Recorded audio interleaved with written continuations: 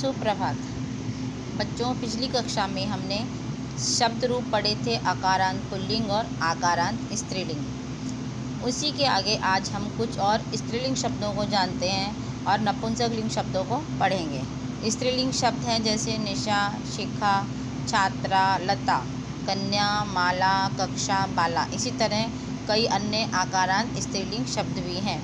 इसी तरह कुछ नपुंसकलिंग शब्द हैं फलम, उद्यानम, पुष्पम, पत्रम, वनम, कमलम, पुस्तकम, मित्रम। आज हम नपुंसकलिंग शब्दों के शब्द रूप लिखना सीखेंगे। नपुंसकलिंग शब्दों को लिखने बहुत ही आसान है। अगर आपने पुल्लिंग शब्दों को ध्यान से लिखा है तो उसी की तरह से ही नपुंसकलिंग होते हैं, लेकिन इसमें प्रथमा और द्वितीय विभक्ति अलग है। उसके बाद तृतीया से लेकर सप्तमी तक शब्द रूप एक से ही आएंगे। आइए देखते हैं कैसे। फल शब्द के हम नपुंसकलिंग शब्द के शब्द रूप लिखेंगे। इसमें भी पहले विभक्ति, एकवचन, द्विवचन और बहुवचन लिखना जरूरी है। ये आपको सभी शब्द रूपों में लिखना होता है। अब विभक्ति के नीचे पूरी प्रथमा, द्वितीया, तृतीया, चतुर्थी, पंचमी, षष्ठी, सप्तमी और संबोधन को लिखना है। उसके बाद एकवचन, द्विवचन, बहुवचन के हम शब्दों को लिखेंगे। प्रथमा में नपुंसकलिंग में शब्द आएगा फलम, द्विवचन में है फले और बहुवचन में फलानी। द्वितीया में भी यही सेम लाइन आएगी, फलम, फले, फलानी। इस तरह प्रथमा और द्वितीया में आपको नपुंसकलिंग में फलम, फले, फलानी, फलम, फले, फलानी, ये दो लाइनें सेम एक सी आएंगी और ये नपुंसकलिंग शब्द कहलाएंगे।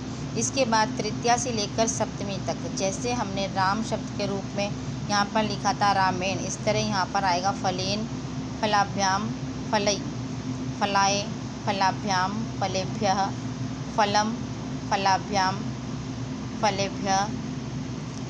यह है पंचमी में फलात्, फलात्, फलाभ्याम, फलेभ्यः, फलस्य, फलेहो, फलानाम, फले, फलेहो, फलेषु।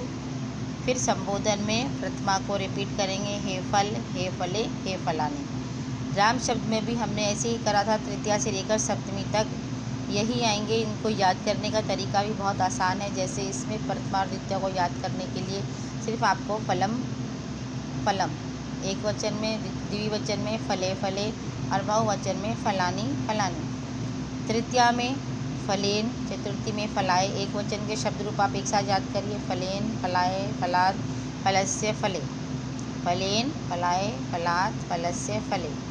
इस तरह राम के भी चलते हैं, रामेण, रामाय, रामात्, रामस्य, रमे, हे फल। द्विवचन तृतीया विभक्ति का फलाभ्याम, फलाभ्याम, फलाभ्याम। ये तीन शब्द एक तरह से आते हैं, एक जैसे ही होते हैं, जैसे रामाभ्याम, रामाभ्याम, रामाभ्याम। इसी तरह फलाभ्याम, फलाभ्याम, फलाभ्याम।